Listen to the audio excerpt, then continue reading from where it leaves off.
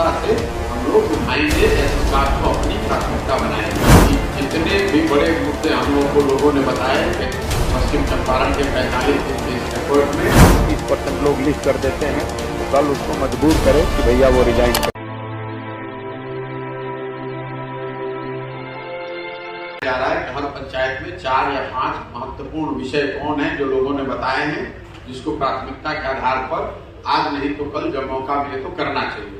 लेकिन उन सारे विषयों में से जिले के स्तर पर जो 5-7 सबसे महत्वपूर्ण मुद्दे हैं, जो जन सुराज का मुद्दा होना चाहिए, सामाजिक राजनीतिक तौर पर जिस मुद्दे को उठाया जाना चाहिए या जिसके लिए आंदोलन होना चाहिए, जिसके लिए प्रयास होना चाहिए, उन मुद्दों को भी आपके सामने रखा जाएगा। 12 तारीख को, जहां तक मेरी जानकारी है, 12 तारीख को बेतिया में मीटिंग है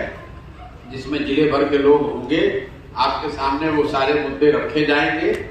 कि जितने भी बड़े मुद्दे हम लोगों ने बताए पश्चिम चंपारण के 45 दिन के इस एफर्ट में, वो आपके सामने रखा जाएगा ताकि लोगों के जनमत के आधार पर यह तय किया जा सके कि कौन सा 4-5 मुद्दा ऐसा है जिसको कि जिले के स्तर पर जन सुराज के बैनर के तहत प्रमुखता से हम लोग उठाएंगे या जिस बात को अपनी प्राथमिकता बनाएंगे। 2-3 और सुझाव जो अभी तक आया है, क्योंकि मैं प्रखंड की मीटिंग करता हुआ आ रहा हूं, कुछ लोगों ने ये कहा कि प्रखंड की समिति की संख्या का कोई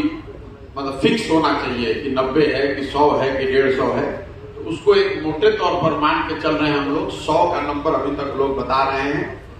क्योंकि एक प्रखंड में 15 से 17 पंचायत, 18 पंचायत है। हर पंचायत से 4-4, 5-5 भी अगर लोग निकलते हैं तो 90 के आसपास का नंबर बनता है। तो एक सहमति बनी है कि एक प्रखंड से मोटे तौर पर 100 लोगों को ही संस्थापक सदस्य के तौर पर लिया जाए। एक और जो सहमति लोगों ने बनाई है अभी तक, वो आपके विचार के लिए भी है कि जो लोग संस्थापक सदस्य हैं, जिनको वोट का अधिकार है कि इस दल का नेता कौन होगा, इस दल में टिकट कैसे बनेगा, इन विषयों पर जिनको वोट का अधिकार है, अगर संस्थापक सदस्य आप एक बार बन गए, उसके बाद अगर कोई ज्वाइन करता है या करना चाहता है, उसका क्या किया जाएगा, उस पर लंबी चर्चा हुई है। हर प्रखंड में हुई है, चंपारण में हुई है, चंपारण के बाहर भी जहां भी लोग बना रहे हैं इस तरह की समिति, वहां भी चर्चा हुई है। उसमें यह तय किया गया है, या अभी तक सुझाव है वो आपसे साझा कर रहे हैं,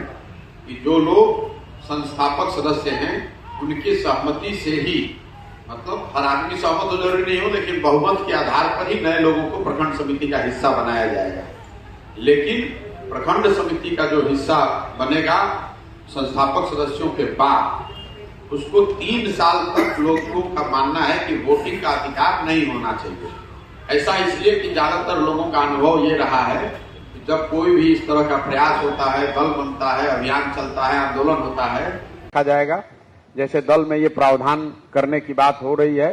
कि 10% जो दल का टिकट है वो हमेशा से पंचायती राज से जुड़े हुए लोगों को ही दिया जाए, चाहे लोकसभा हो या राज्यसभा। मतलब अगर 243 विधानसभा है तो कम से कम 25 आदमी मुखिया, जिला परिषद,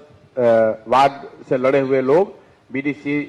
जैसे पंचायती राज की जो व्यवस्था से जुड़े हुए लोग हैं, उनको टिकट मिलना चाहिए। कुछ लोगों का ये भी सुझाव है कि 2 टर्म से ज्यादा इस दल में हम लोग को लिख देना चाहिए कि 2 टर्म से ज्यादा लगातार किसी को मौका नहीं मिलेगा, ताकि नए लोगों को अवसर आगे मिलता रहे। कुछ इसी तरह के और भी सुझाव लोगों ने दिए कि राइट टू रिकॉल का भी प्रावधान किया जाए, ताकि मतलब अगर 2 साल के बाद चुना हुआ दल का एमपी या एमएलए उसके खिलाफ अगर जनमत है, 25% लोग लिख कर देते हैं, तो दल उसको मजबूर करे कि भैया वो रिजाइन करे। इस तरह के